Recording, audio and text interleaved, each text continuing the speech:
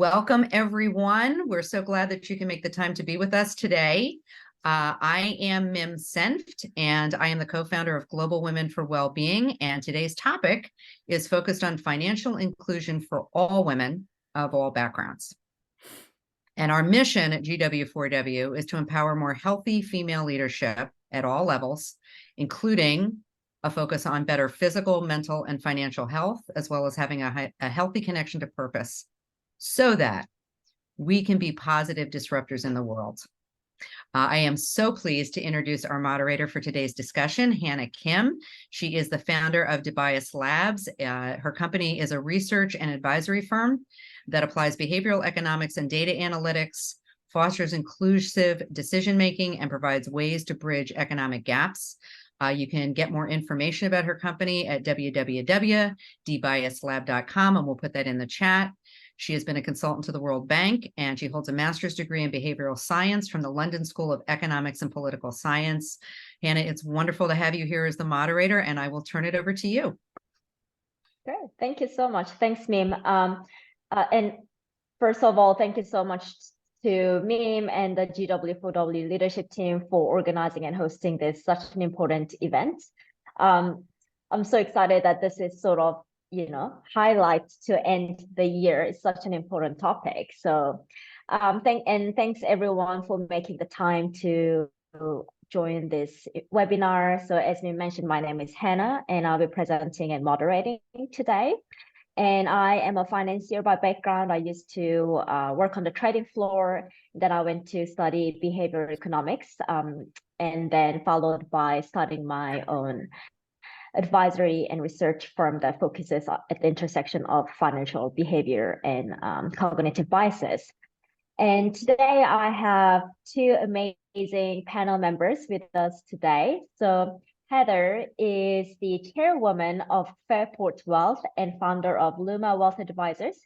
She's a champion for women and their families claiming their power and building financial wellness. And over the past 30 years, she's been helping widows, divorces, entrepreneurs, executives to build financial wealth as well as building a wonderful life. So welcome. Thank you. And we also have Jill here with us. She's the CEO of the Institute for Entrepreneurial Leadership, a nonprofit that supports economic development through entrepreneurship. She's a pioneering voice for inclusive entrepreneurial ecosystems and the access to capital conversation.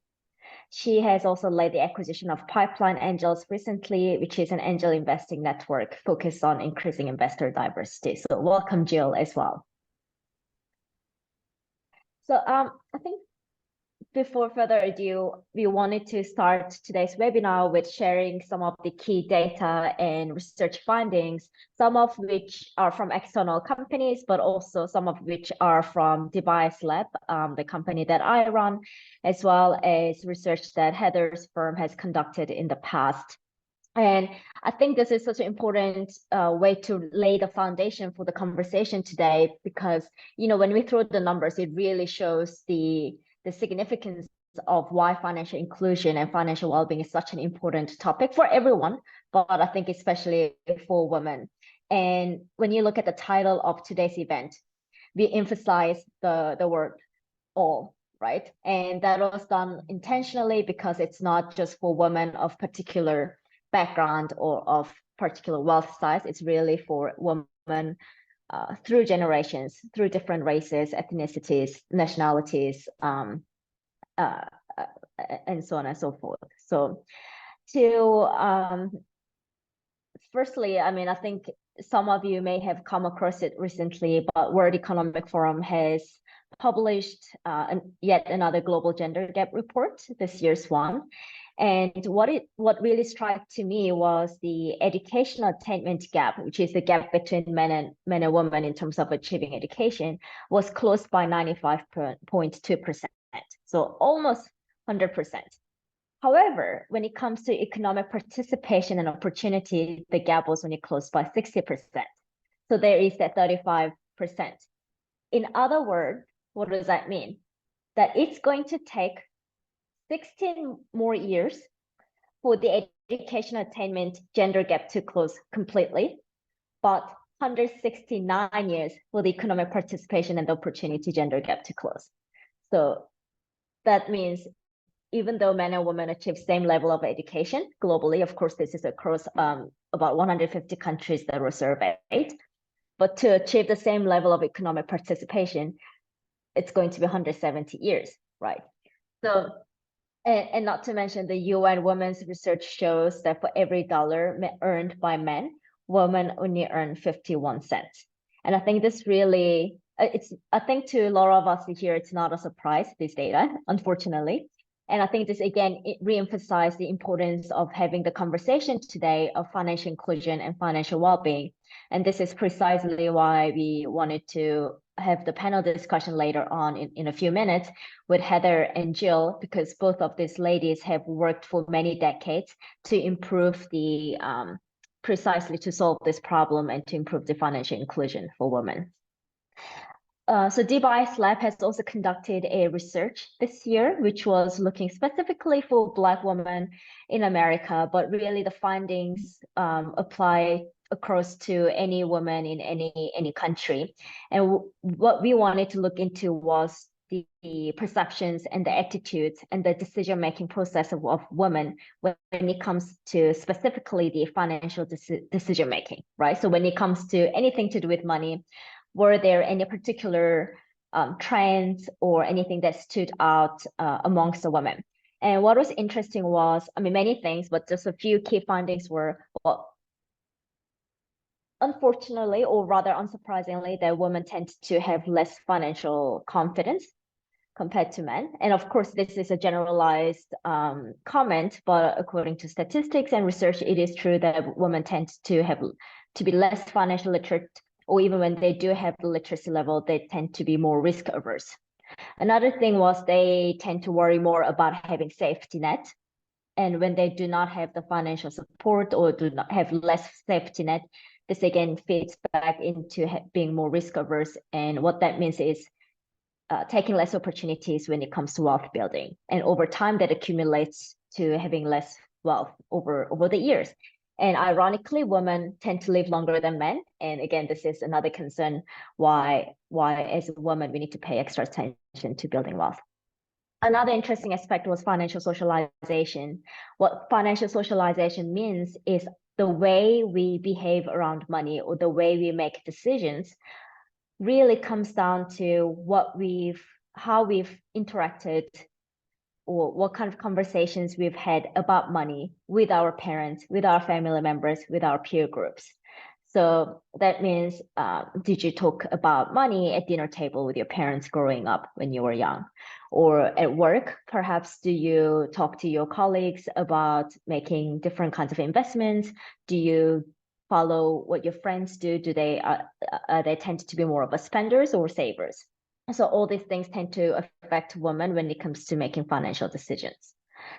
The research done by Heather and the Family Wealth Advisors Councils show that financial services as an industry tend to generalize women's needs. And one of the quotes that from the research that stood out to me was, changing the font to pink doesn't change the service, right? Like, I mean, you might be surprised that after all these years, we are living in the year 2023, but I think financial services sector, which is still, by the way, all three of us on the panel today, we all come from financial backgrounds at some point in our lives, and things haven't changed much. It still tends to be very much male-dominated industry, and therefore a lot of the languages or the way things are done tend to be a little bit more with a male lens. So that to me, that's like, yeah, okay. Firstly, it doesn't matter whether it's pink or blue or purple, yellow. And secondly, just because you change the font color and like put the word woman there, that does not really make you more woman friendly, right?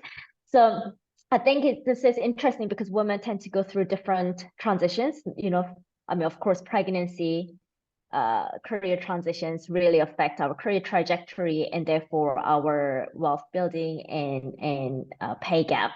And this again goes back to why there needs to be a different approach when it comes to having financial inclusion for all women. So I think I can go on forever with this, but we will be sharing these research papers and links to this research with the audience today after the event. So please do take a look at them if you're interested, and feel free to reach out to any of us on LinkedIn if you have questions or thoughts. So I think Heather and Jill, are you ready for some questions? Okay, great. You're on mute, by the way. So the first question that I wanted to kick off is, what are your thoughts on financial inclusion at the intersection of gender, race, and generation? And when I say generation, I meant more around age. And do you think there are any notable challenges or emerging trends that we should be aware of? Heather, do you want to give it a go first? Sure. I'll jump in first, and Jill, I know, has a lot to add on this. So I think this is not meant to be a male bashing comment. It's just fact that our industry was founded by white men for white men. So a lot of the communication style historically has been, I kind of joke, CNBC looks like ESPN, right? It's all about winners and losers. But I think what we're really seeing at the intersection, as you asked, Hannah, is that first of all, we have to recruit more diverse people into our industry, and of course that means gender, race, and age. Only about 17% of advisors are women, and sadly that hasn't really moved in 20 years. And then when you get into women of color, et cetera, it's sadly probably under 2%. So we have a lot of work to do there. The second is that financial models were really built on men's career tracks, their life expectancy, et cetera. And so we really have to change the models to adapt to what women need. And that is beginning to happen. You mentioned earlier some of the research that is done, and the fact of the matter is 90% of women are going to control the family finances at some point in their life, both because they live longer and just because the nature of the family dynamic. But sadly, only about 20% of women have financial advisors. 80% saying I either have been talked down to, or I'm not understood in the meeting, and I leave feeling misunderstood. But here's the big clincher for me. 78% of those women said, if I could find an advisor that was focused on quality of life, so in other words, a more holistic approach versus winners and losers, investments, performance, I would hire them.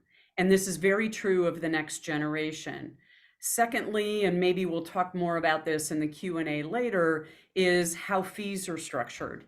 But the structure of fees needs to change. And you're seeing that model being driven by younger folks saying, I'd rather pay a monthly fee rather than an asset under management fee, which means that you're billed on how much money you have. So I think those are important changes. And then the other important thing out of the research that came out was, no matter what your background is, and women are driving this, that 96% of women said, don't start giving me advice until you've proven that you understand what's unique about me and my family. And so I think that's really important. And I think it kind of tees up some of the conversation that Jill's going to bring, as well as to the other biases that are out there. But I think the bottom line is that people of diverse background are looking to hire somebody who has a life experience that is more similar to them. And with women now controlling the majority of wealth in this country and will inherit disproportionately, we have the power to drive change. So I've spoken probably more about gender, but I think the age is in there as well as race. And I'll hand it off to Jill. Yeah, thanks so much, Heather. And Hannah, great job doing the setup for all of this. I'm really excited to be here. So thank you for the invitation to share some thoughts and insights. When I think about this issue of inclusion, and when I hear phrases like, for women, for all women, it does cause me pause, I have to say, because while we're all as women underestimated and there's a bias and all of that, the difference when I look at the experiences often of Black women, I'll speak particularly about the segment that I know best. When you look at Black women are the most educated group and are over-indexing even on college education and advanced degrees. And historically, when you look at the dynamic of the Black family, there has been an intentional pitting of Black men against Black women and vice versa. And families, there's a legacy of families not being together, induced by actually government policy of keeping families separated. And if you go back to the legacy of slavery, that was also the case when families were often split up. So you have a dynamic where Black women often feel like there's no choice but to be the leader. And so, and having, kind of the conversations with our white woman counterparts, oftentimes the dynamic at play is a bit different, where white women are able to look at taking control and taking power, and using the power, claiming the power that they have, rightfully so. But that power is not coming at a cost to the men in their lives and to the husbands, the brothers, etc. In the Black community, oftentimes when Black women are asserting their power and authority, it is coming at a cost to Black men. And that's a dynamic that I think a lot of people do not understand, and why sometimes there can be the internal conflict for Black women in terms of, and I know for me, until more recently, probably about 8 years, probably about 9 years or so ago, where my inclination was always toward race over gender. And it's really been, again, like I said, since, the last 9 years or so, that I have really kind of awakened to the not awakened to the gender issues that they exist, but the very specific dynamic that exists at the intersection of race and gender. And that was something that I could no longer ignore and just focus on my Blackness, and that I had to really take a stand to start focusing on the issues that are very unique and specific to Black women, more broadly, women of color. And that I felt, I felt more of a need, again, to join with my white sisters in this fight for gender equality overall in a way that is, in fact, inclusive, so that we're understanding the dynamic that exists for all women and truly making these efforts about all women. And I think to do that, we have to understand the unique perspectives of each segment. So whether, whatever that intersectionality is, if it's race, if it is gender identity, if it's disability, whatever it is, understanding that intersectionality is what will enable us to get to the point of being able to really be inclusive for all. Yeah, wow. Thank you so much. And I think that both of your answers were really eye-opening, and especially because, you're talking from your own experiences as well. And I think this, again, resonates the importance of, as the world is becoming more diverse and the percentage of women and perhaps women of color and their wealth is increasing. This again goes back to needing more diversity within the financial services sector who can understand the unique dynamics and unique perspectives of these different women at the intersection of race and gender or whatever else identities there are. I want to, before we move on to the next question, I wanted to actually ask specifically about the age part. And rather, when I say age, I guess it's more to do with where you are in your life.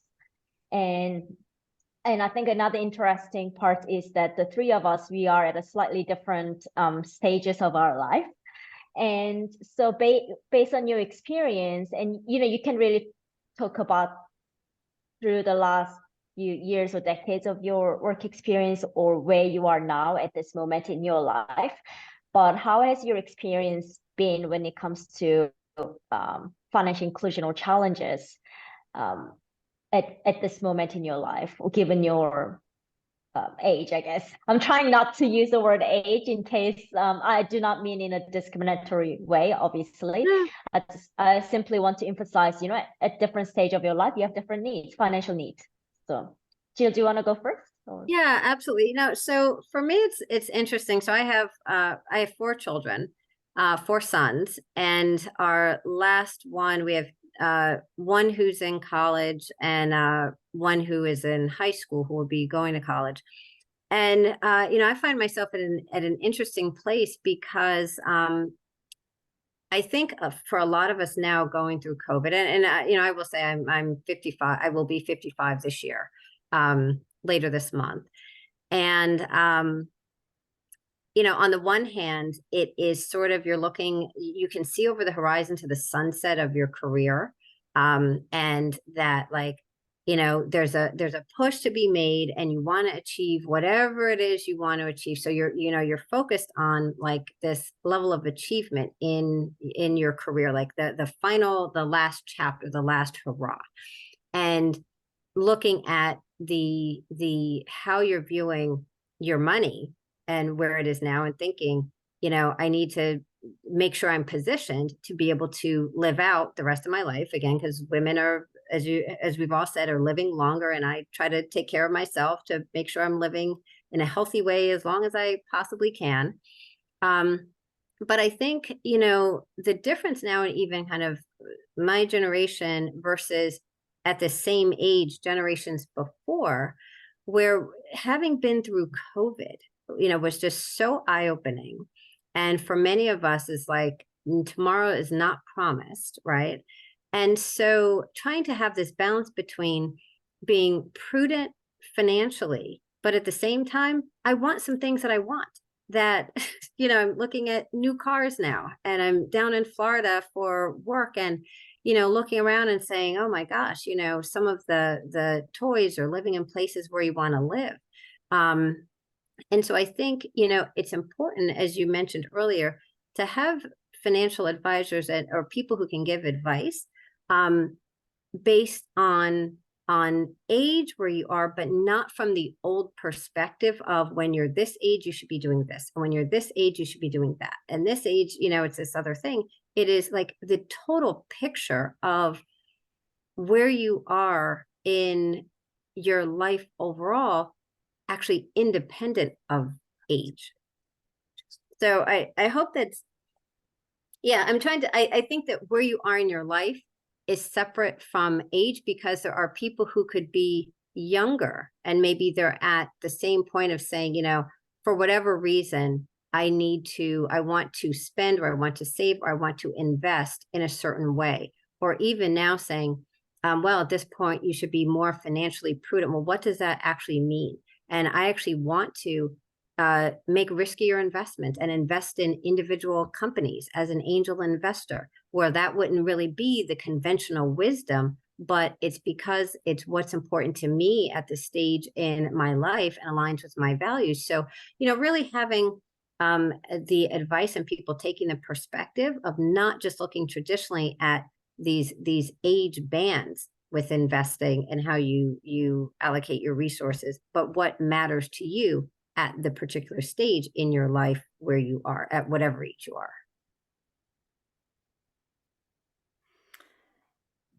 So being the old lady in the group, I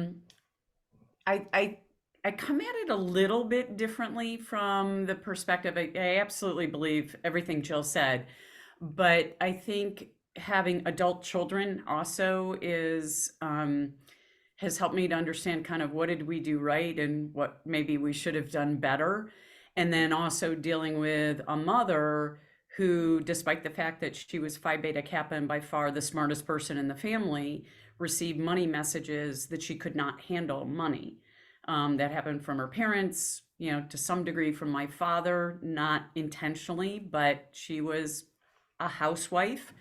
And so, just watching that age of woman who actually many of them know a lot more than they realize they know, and helping them through the transition to what is going to be your legacy in your lifetime, whether that's family choices, whether that's giving back to community, et cetera. So there's kind of that generation that I look at.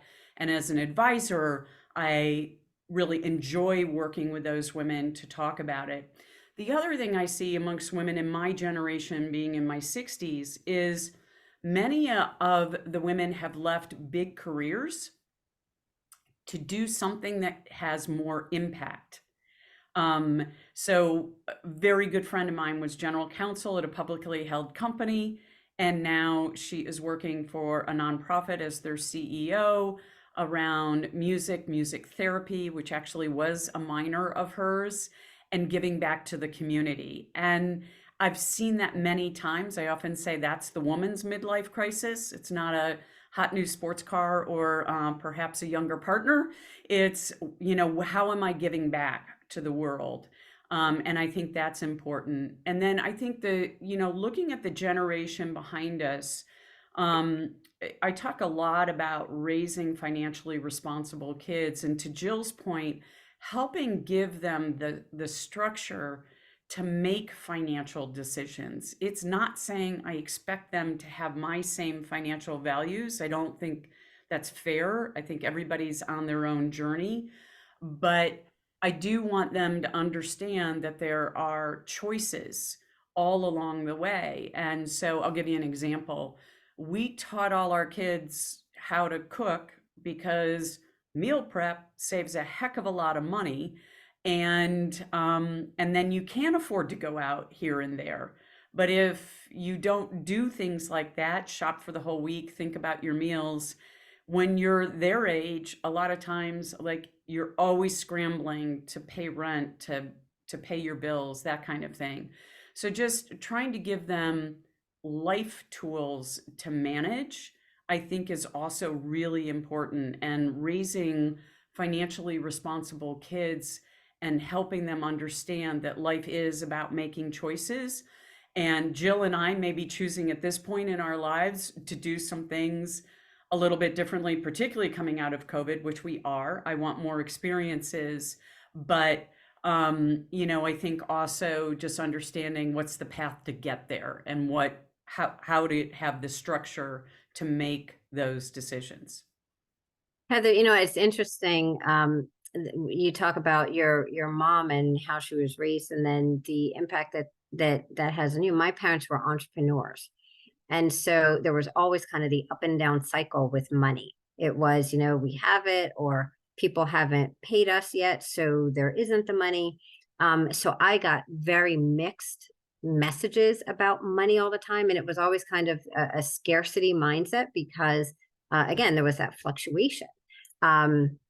And so I think for me, some of where I am right now is that I work really hard, and my job, everything I've done for 20 years, is about impacting the world. So I don't have that midlife crisis of feeling I needed to do that. And, now I feel there's some of it that is starting to check things off of my list, not waiting until it's so late, but starting to check some things off of my list of things that I've always wanted, because as women, we also have a tendency to give and give and give and give and give.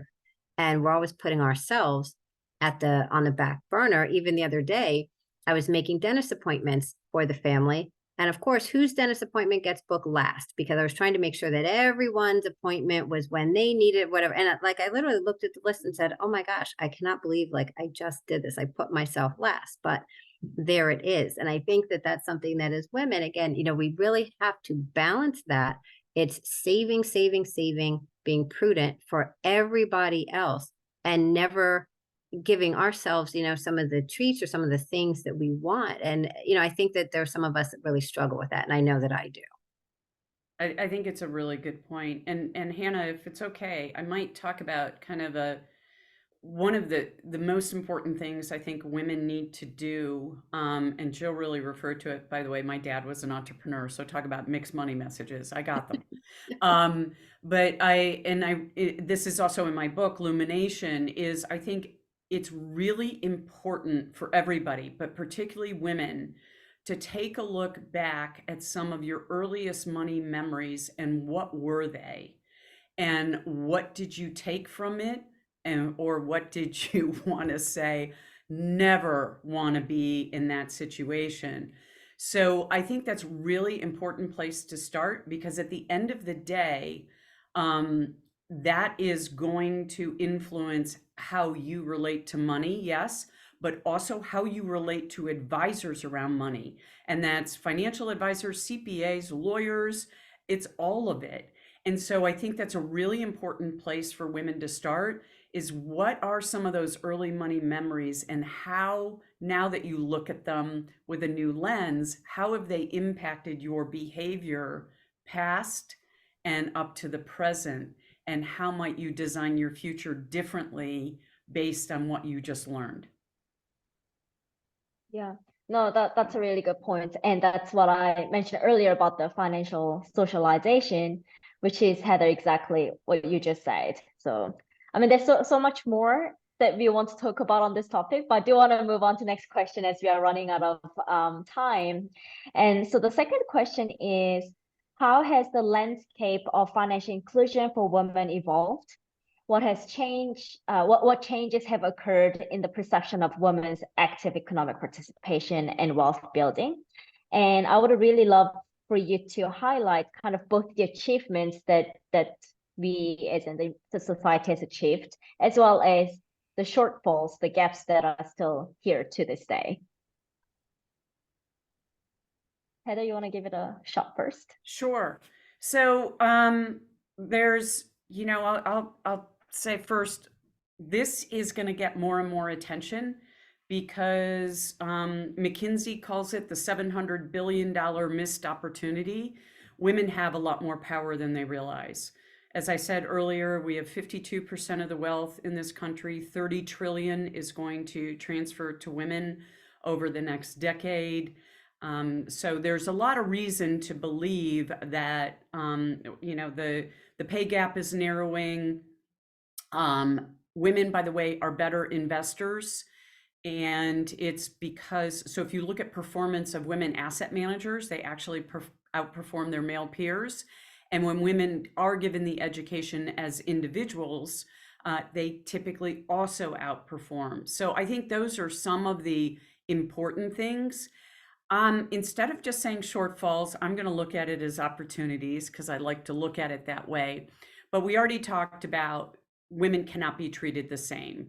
So I'm not going to rehash that. But I also, some of the things that I think we're really seeing is women taking action. So I'll give you an example. Within a year of losing their spouse, and this is often traditional marriages, heterosexual marriages, but the statistic is that 70% of widows change advisors. And they are doing that because they need a different delivery model. And the opportunity is there for advisors to meet them where they are. And what do I mean by that? Well, when somebody is going through the grieving process, you have to have maybe somebody come to the meeting with you and take notes, because you can't absorb all the information. We help clients open mail and understand what is good, what is fraud, what needs action, what doesn't need action, what are the priorities that need to be focused on. Breadwinner women. The bad news is, in the study that I did, 40% of breadwinner women said, I know I'm leaving money on the table with regards to my benefits. So that's not good, because we've got a pay gap. Often they have less money to put away for retirement, or they have to leave the workforce for a while.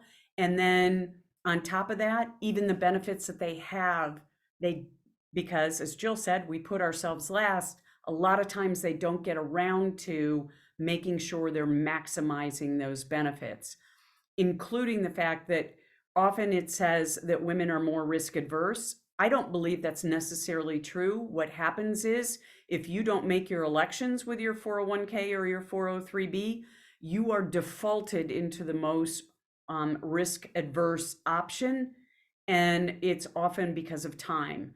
So what do we need? We need women to be educated more on negotiating, making sure they're getting those, getting equal pay, understanding what's negotiable and what's not negotiable, because it's not just pay. There are other benefits, and I can talk more to that in Q&A if people are interested. Making sure that they are leveraging all their benefits. Making sure that advisors understand time is their most precious commodity, so not to waste it. Making sure that they get more resources to manage life. How I met Mim was one of the things that I know, and all of us know, that women face more than men is caregiving. And so we bring resources like Mim's Motivity Care to our clients to help them manage through the caregiving responsibilities that they may have. We help bring them employment attorneys, those kinds of things. And then the other thing I would say is finding advisors who create communities of like-minded and like situation women. We need that. So for example, our firm does have a business owner group. We call them the Luma Luminaries, and we don't allow bankers and others in there. So these women can let their hair down, talk about what's working, what's not working. So I think that's another opportunity for inclusion where you're with other like situation people. And I think, also finding advisors who can facilitate those family discussions that, Jill kind of referred to earlier, where we need to recognize what the issues are, bring them forward, and be able to have those discussions. So those are some of the opportunities that I see out there that we will be finding advisors that they are out there that can help you with these things. And I'll talk more to the resources where you can find them later. Yeah, so picking up on actually a comment in the chat that I just saw from Sharon about advisors prioritizing the male in the household. I think that speaks to how little has changed. I mean, I wanted to recently get some new windows in our dining room. And the person said, well, we want to talk to both decision makers, you and your husband. I said, if we're waiting for my husband, there will be no windows purchased because our schedules just rarely align. And I am capable of making the decision. And I said, he likes what I like. So that's that. I remember a time I was trying to buy I was being solicited for some meal prep service or whatever. Again, we want to speak to both decision makers. What that's always code for is we think that the husband's needed to write the check to release any funding for whatever this is. So that's what speak to the husband, not just to the woman who's here in the house. All of which I find very offensive, and will tell people, if that's what you're waiting for, then we cannot do business and we need to move on. I actually think that very little has changed. When we look at even, how school is structured, kids going to school from 9 to 3, that does not facilitate both people working, especially women, when women are the ones who are the chief caregivers. The fact that doctor's appointments, the banks, everything, it generally centers around someone being home in the household. We all know who that someone typically is. So I actually think that very little has really changed at a systemic level. Some of us have made some improvements and gains and all of that for sure. People are making more money, but as just overall the system, I don't feel has really changed. There's lots of data that's come out, as Heather talked about, and Hannah, you pointed out, there's lots and lots of data pointing to all the things that should be happening. Who cares about that? right? If people really cared about it, we would be operating differently. So I'm always careful about the data conversation, because I feel like with as little as has changed, it really highlights the fact that people are acting against the data. They're acting not in a way that aligns and is consistent with the data. And I think we have to really start to push back and understand, why are people still acting in that way? Why are people willing to leave money on the table? And when I say people, meaning those who have the access, those who have the power, the authority to open doors and to create a different environment and to create inclusion, are not doing so. Why are they not doing so? And I think that that's what we have to continue to ask. I think it's what people have to continue to be honest with themselves about. You know, why am I not doing something differently? Why am I doing something that flies in the face of the data? And that's when I think we will be able to actually create the change that is needed to happen in order to drive real inclusion.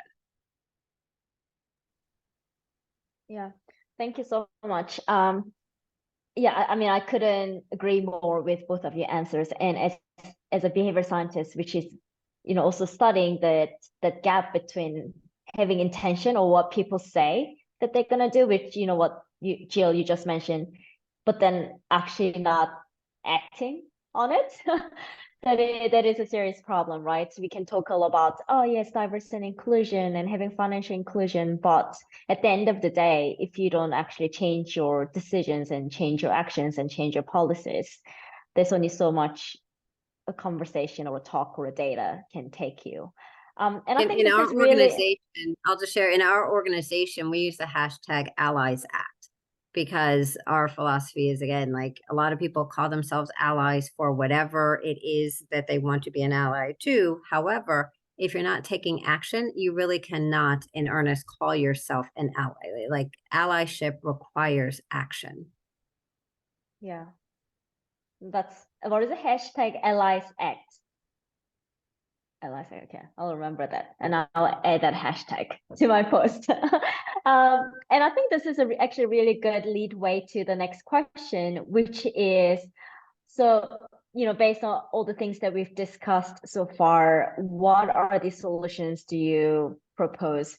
And that can be sort of like tech-based approach or a public policy change or anything holistic strategy. So no one fit box all, but any kind of solution that you have in mind that could drive this action change. Ooh, so, you know, one, I have to applaud Motivity Care for a tech solution that streamlines the process for and the communication for caregivers. I mean, this is so important, especially when you see not only the aging parents, but, you know, I'm hoping that the solutions like this will be inclusive of even blended family solutions, when so many people have blended families and the care process you know, is so much more complicated. I think that in terms of policy, you know, we have to look at how women are being treated from a financial standpoint, even tax policy and the whole head of household. What does that mean anymore? And why do we still have this status as far as tax policy, and where typically the man is taking the head of household, regardless of even if he's earning more money? When we look at what do you call it? The childcare tax credits, all of that, how women are treated, you know, the value that we put in, and being able to get different benefits. But then also when you look at how women are treated with respect to things like child support. Women, you know, are the only ones who can have children, right? I mean, we can't really change that. However, or bear children, I should say. But the fact is that if the man leaves and is out of the household, women are still being forced to bear the total financial responsibility oftentimes. I have a friend who, she and her husband split up, and she had 3 daughters, and the husband really didn't have to pay anything, so to speak. And so I think it's policies like that that we also have to look at that really hurt women in how they're able to make decisions. And so when we talk about women being more risk averse, I actually think that's a false narrative. I don't think that we're more risk averse, like by design, by nature, anything like that. We know that, again, we carry the weight of the world on our shoulders. So if something happens to the children, if something happens with the spouse, what have you, we know that we're going to have to take on that responsibility. So it's just actually prudent for us to make sure we always have that reserve. We have something set aside, that we're not taking the riskiest course of action, because we might have to step in and fill the gap. And so we continue to have to operate in a scarcity mindset because of all of the weight that is put upon us by society. So I think I'm going to kind of add on, because I think Jill built a really good foundation. And what I'm going to talk a little bit about is maybe how we create a framework to take this to the next level. So, and both of these things are in my book, but I think, one thing is, to Jill's point, kind of the lack of trust, the lack of knowledge. Where do I start? Who do I trust? Those things. And I talk about it as this kind of, how do I get to a confidence zone? Because we start out with also a lot of shame because we haven't done more. We don't have time to do some of the things we want to do in terms of knowledge. So there's that fear zone, as I call it, where we're maybe living in shame or living in fear of, like, I don't even know what the next step is, and how do I figure that out? And so really it's kind of, hey, where do you start? Well, you start with, figuring out what does your balance sheet look like? What are your assets? What are your liabilities? What do you have coming in? What do you have going out? And just, I'll talk to later where some resources are in terms of education. But the fact of the matter is, that's kind of, the knowledge building zone, right? The learning zone. And then you get to a confidence zone where you're like, oh my gosh, I actually have a plan in place that's really good for where I need to get to. Here's the catch. You're going to go through more life transitions, and then you're going to be back in the learning zone and, making those adjustments so that you get back to the confidence zone. So it's kind of fear zone, learning zone, confidence zone, and bouncing back, but you got to get out of the fear zone. The second thing I would say is, the financial services industry comes at you really caring only about how much money you have, which is really reinforcing a lot of bad behaviors. So instead, I really propose that we, as women in particular, this resonates. So we start with the values, right? And I talked about looking at your money journey and how's that impacted your values, but really talking about what's important to you and or your family, immediate family, in terms of priorities in life. And then the outside circle is 6 areas of life, which are relationships, health, job purpose, community, spirituality, and play, fun. We have to have those areas, in my opinion. And then the 2 levers that you have, which is kind of the inner part, is yes, financial capital, but it's also human capital. How do you choose to spend your time?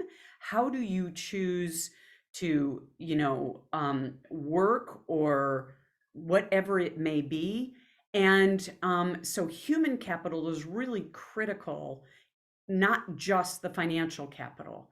And so what I do is kind of take the reader through a series of activities and questions, because often women learn best by stories or going through an exercise. And then you come up with your priorities. And I'll give you an example of how this has affected our family, to Jill's point. So only 6% of national funding goes to programs that advance women and girls. And so that is a focus of our family's giving. We've said, a male school goes out and says, oh, I need $15 million for a new building, and they have it by like next week. Drives me crazy. And a girls' school will be raising that money for the next 5 years. And so we just said, that's where we're going to focus our giving. And we hold each other accountable. At the year end, we look at where are we giving money? How are our decisions being made? And does our scorecard, where we gave money over the course of the year, reflect those values? And I will tell you, I'm ADD, so I can get caught up in whatever the latest shiny object is proposal that somebody brings to me. And my husband is great at saying, and help me understand, how does this support women and girls? And so I think, it's really important as families, you choose that. Jill, you talked about experiences now and the things that you want to do. We've said that as a family, we are going to focus on experiences together as opposed to maybe a membership at a country club, which I just have no interest in, because I just say, no, I'd rather use that money to go on a family trip or be together as a family. So I think it's really important to have those frameworks to facilitate the discussion as a family. And we all, at the end of the day, we do have limited resources, some more so than others. But I think if you have that framework, it helps you get to that decision-making process in a healthier way, as opposed to just getting ticked off if somebody spent money in a way that you don't agree with. And then, now you can say, okay, we're going to use this lens for the decisions that we're making as a family. I'd also like to add that I think something that we can do more of, and this is really in the spirit of allyship, is that I think that we can all misconstrue the fact that people are making a certain amount of money as having the same level of wealth or even access to wealth. And I think, again, in the Black community, there are many of us who are first generation wealth builders. So the wealth creation part is starting with us, despite the fact that there is a high level of income. There hasn't been the experience with building wealth and the different tools and things. And so, when you think about how to be part of creating a more inclusive ecosystem in general, an environment, making sure that when there are opportunities, resources, tips, tricks, tools, things that have worked for you and that you're aware of, not assuming that everyone is using those same tactics and tools or is aware of those same tactics and tools. And so just sharing, not in a way that is condescending. Oh, I'm surprised you don't know about this, but hey, here's something that we're using, would love to share this or talk about this, or, creating environments and spaces where people can simply share information so that more of us are in the know as women collectively. Yeah, actually, Jill, what you just said is such an important point, and it was mentioned at within the Device Lab research when we interviewed Black women in America, where what was evident and interesting was not just the generation gap in terms of money, but generation gap in terms of information, which comes to sort of so-called new money, or the first generation income earning or high income earning people, because you are the first one in the family to go to college or to get the master's degree or to get that big job or get the 401k, and that's generation gap, the racial gap is actually what contributes more towards the lack of financial building or a kind of sort of different money journey rather than actual monetary term difference. So to me, as an outsider, that was really eye-opening as well, because I'm like, oh, you don't actually realize how much the lack of information affects your life choices at the end of the day. So the last question is, we want the audience to, walk away with some actionable key steps. So in your opinion, to both Heather and Jill, what are some of the simple practical actions that anyone can take to enhance their financial well-being in the coming year? I think you've covered some of the points already, but if you could just choose one or two that are very practical, very simple. Sure. So I'd like to throw it to some resources. As I said, I'm not trying to be self-promotional, but my book was written with the lens of what works for women, and my experience over the last 30 years. So I think illumination, shining a light on a woman's journey to financial wellness, to Jill's point, the text of the book is really about anecdotes and stories and exercises. And then all the what do you need to do at what age is all in the appendix, because I don't want that boring stuff in the body of the book. So there's that. I also think savvyladies.org, SAVVY ladies.org, has a lot of excellent webinars. They're free and they're done by CFPs, certified financial planners. In some cases, divorce attorneys, employment attorneys, et cetera, are on those. And it's a great source of information. And I pretty much can guarantee you will walk away with things that you can implement in your life journey. And then another one, just quickly, is Empower Financial Wellness. And Myrna is really doing a good job of helping women understand the basics of investing. And she does some very easy courses that you can do to gain financial knowledge.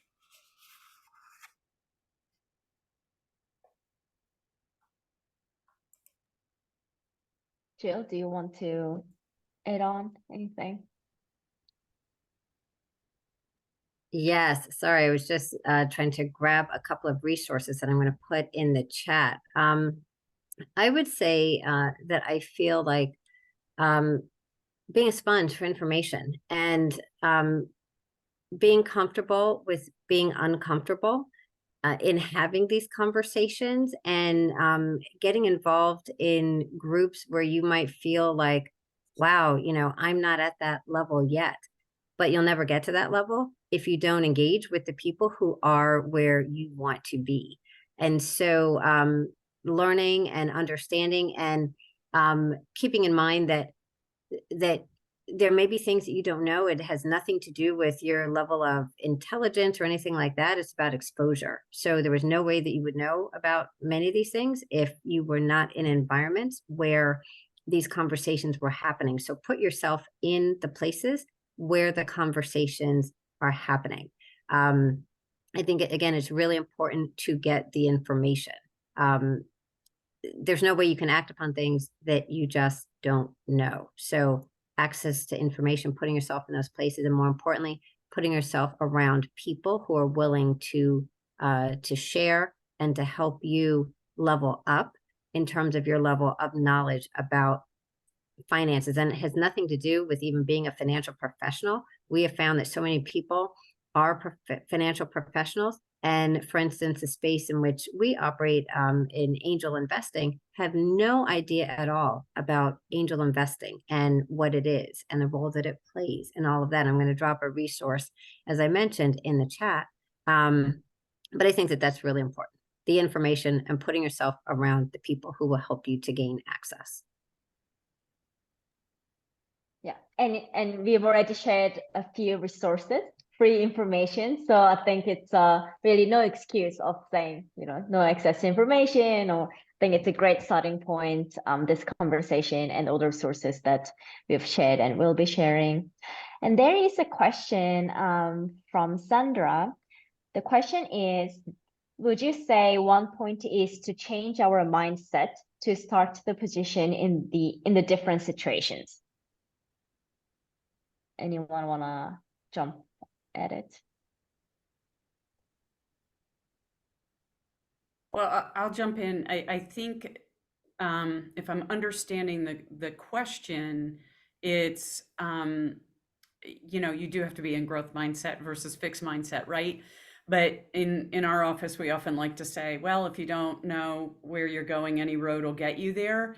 I think you have to put out to the world, hey, this is like where I want to go. This is what I want to do. This is whatever, and then start to put the plan in place. So I think that's the question. And if you don't spend the time being intentional, you will never get there. So you have to be intentional and think about, if this is what I want to accomplish, then what are the next steps I need to take to get there? Yeah, Right. absolutely. Everything starts with mindset. So if you think that you can't do it, you won't be able to do it. If you think that something is tough, it will be tough. If you think that you're too exhausted and have too much on your plate, you'll be exhausted and have too much on your plate. So everything starts with the mindset. Yeah, and I'm going to jump in for one last thing that we are big believers in. We call it the power of the pause, because so much of us have been heard things, our own tapes that go in our own head. And so our big thing is get a little bit more curious about why you think some way. Take that minute, step aside from it. Don't feel the guilt, as I know we've talked a little bit about, but this power of the pause there's actual neuroscience behind this, that the more you practice that, just like a muscle, why do I think this way? Invest in yourself. You have something unique to bring to the world. We believe that about every single woman in the world that we are in. And so your financial stability, your financial inclusion is important. One other thing I wanted to add is, for those of us that have access or have leaders, it's not just about the younger people asking us. We have to be very intentional about reaching down and opening up spaces, because if you are in a position of power, sometimes our lives are so busy. Please intentionally reach out to people of all backgrounds. Jill, being an ally requires action. I'm going to repeat that. I love it. I just think that is spot on. So we are deeply grateful for the conversation and for everything that was shared. I always learn and just appreciate your expertise. So thank you to Hannah Kim and Heather Ettinger and Jill Johnson. I encourage you to go. I know, Jill, you put your information, your website. Heather, I actually have your book here. So this is the book she was talking about, which I do have. In addition, GW4W has this is a research-based document. I promise you it is in what I call corporatese, so very easy to read, but it is fully cited. So again, GW4W is very much on a mission to continue to create this conversation, but action steps around creating more healthy female leadership, honoring diversity and understanding diversity so that we can stand together as women. We have a really exciting event coming up in June. It is invitation only, but I'm just putting that out there. We call it our Unsummit Summit. And it is designed so that you come and actually take care of yourself. So this is not panel discussions from 7 to 11 at night, as I think some of us have gone through. But the serious part of that is that we have a think tank that is recorded and then grounded in research, and we put out a white paper. And the discussion will be, how do we do a better job of addressing gender equity and diversity and inclusion in a very difficult world? We'll also be touching on power. What does power mean to each of us through different diversity lenses?